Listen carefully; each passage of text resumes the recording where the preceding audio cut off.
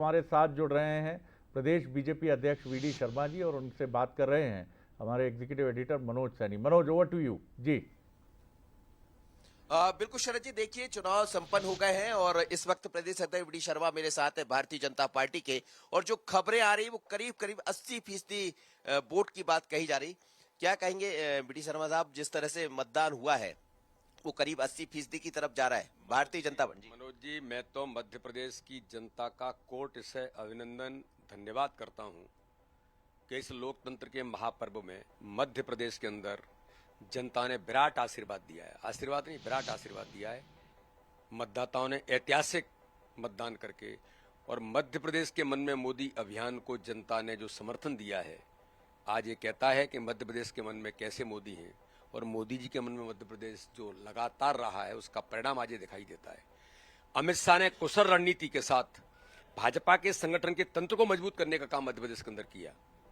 तो मध्य प्रदेश का विकास माननीय प्रधानमंत्री मोदी जी और मध्य प्रदेश के हमारे मुख्यमंत्री शिवराज सिंह चौहान के नेतृत्व में जो काम मध्य प्रदेश के अंदर हुआ, विकास और गरीब कल्याण में हर गरीब के जीवन को बदलने का अभियान भारतीय जनता पार्टी की सरकारों ने माननीय प्रधानमंत्री और माननीय मुख्यमंत्री के नेतृत्व में लिया।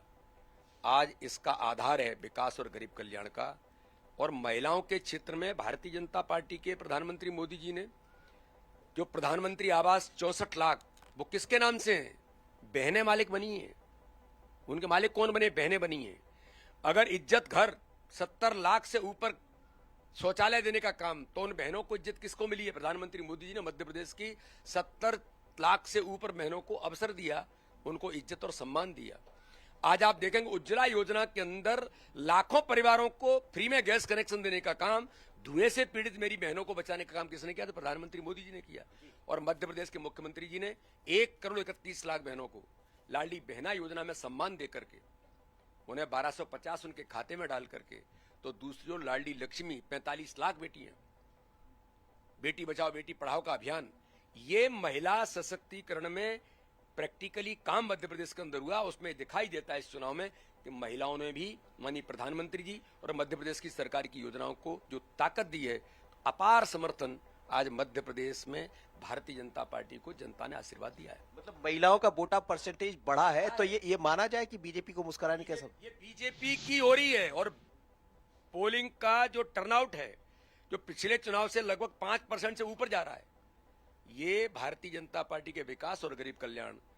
मध्य प्रदेश के मन में मोदी का अभियान हमने जब लिया तो मनोज जी 45 लाख लोगों ने तो मेंबरशिप ली। मेंबरशिप वोट परसेंटेज क्यों बढ़ा है?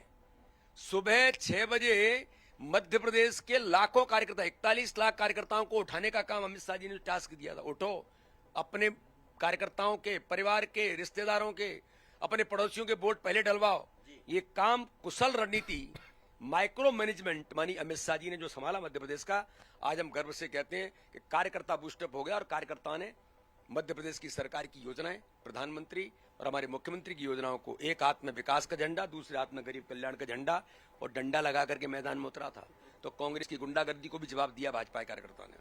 तो इसलिए इतिहास मध्य प्रदेश के अंदर बन रहा है। लेकिन वो कह रहे हैं कि गुंडागर्दी में एक की हत्या कर दी गई और आरोप लगा दिया, 302 का मुकदमा दर्ज होगा। भारतीय जनता पार्टी कांग्रेस 24 घंटे झूठ बोलती है। जिस व्यक्ति की डेथ हुई है, कमलनाथ खुद कह रहे हैं कि मेरी नाती राजा से बात हुई और ऐसा कुछ नहीं, सामान्य झड़प थी, लेकिन वो व्यक्ति किसी गाड़ी के नीचे आ गया और खत्म हो गया। आरोप क्या लगा दिया कि भारतीय जनता पार्टी के प्रत्याशी ने हत्या की है और एफआईआर दर्ज हो गई। हत्या, गाड़ी के नीचे कोई दब रहा है और हत्या का प्रकरण दर्ज हो रहा है। प्रशासन ने 22 ढोकर के भाजपा के प्रत्याशी को फंसाने का षड्यंत्र रचा। ये दुर्भाग्यजनक है, हम इसका कड़ा जवाब देंगे। हमने कंप्लेंट की है, इसको हमने विरोध दर्ज किया है। खुद कमलनाथ जी कह रहे हैं, खुद उनके लोग कह रहे हैं, और उसके बाद इस प्रकार का केवल प्रत्याशी को फंसाना और चुनाव से 2 घंटे पहले चुनाव को बाधित किया है कि चुनाव में कैसे प्रेशर क्रिएट किया। 302 की एफआईआर होना प्रत्याशी और 15 कार्यकर्ताओं पर, यह नहीं सहन होगा। और ये दुर्भाग्यजनक प्रकरण दर्ज राजनगर के अंदर हमारे प्रत्याशी भाई अरविंद पटेरिया पर किया है। इसका हम कड़ा जवाब भी देंगे और प्रशासन ने जो बाइज्ड कार्रवाई की है इसके खिलाफ कार्रवाई करेंगे। दिग्विजय सिंह से थोड़ी देर पहले मेरी बात हो रही थी, वो कह रहे थे 65 सीटों पर हम कड़ी टक्कर मानकर चल रहे हैं और 130 सीटें हम जीतेंगे। दिग्विजय सिंह तो अभी पीसीसी के अंदर बैठ करके धमका रहे हैं कलेक्टर को। जैसे कमलनाथ जी सपना देखते हैं मुख्यमंत्री बन रहा हूं 3 तारीख को, दिग्विजय सिंह धमकी दे रहे हैं कि मैं मुख्यमंत्री बन रहा हूं, 3 तारीख को ठीक कर दूंगा।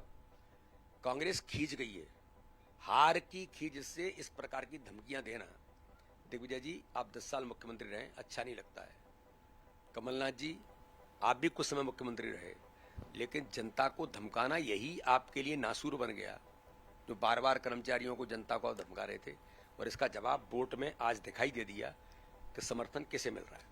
चलिए, समर्थन किसे मिल रहा है, लेकिन अब ये तय होगा 3 तारीख को। पर इतना तय है कि चुनाव के बाद भारतीय जनता पार्टी भी मुस्कुरा रही है और कांग्रेस भी। अब किसको क्या मिलेगा, इसका इंतजार कीजिए। जी, दोनों पार्टियों के अपने अपने दावे हैं, दोनों पार्टियों का अपना अपना इंटरप्रिटेशन का नज़रिया है कि ये हमारे पक्ष में है। कांग्रेस ये कह रही है कि this is vote for change, और बीजेपी का कहना है कि विकास और नारी कल्याण की जो योजनाएं हैं उस पर मुहर लगी है, और जो वो वोटिंग परसेंटेज करीब करीब 4-5% बढ़ता हुआ दिख रहा है।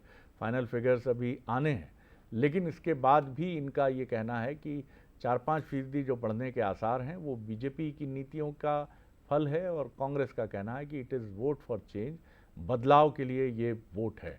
फिलहाल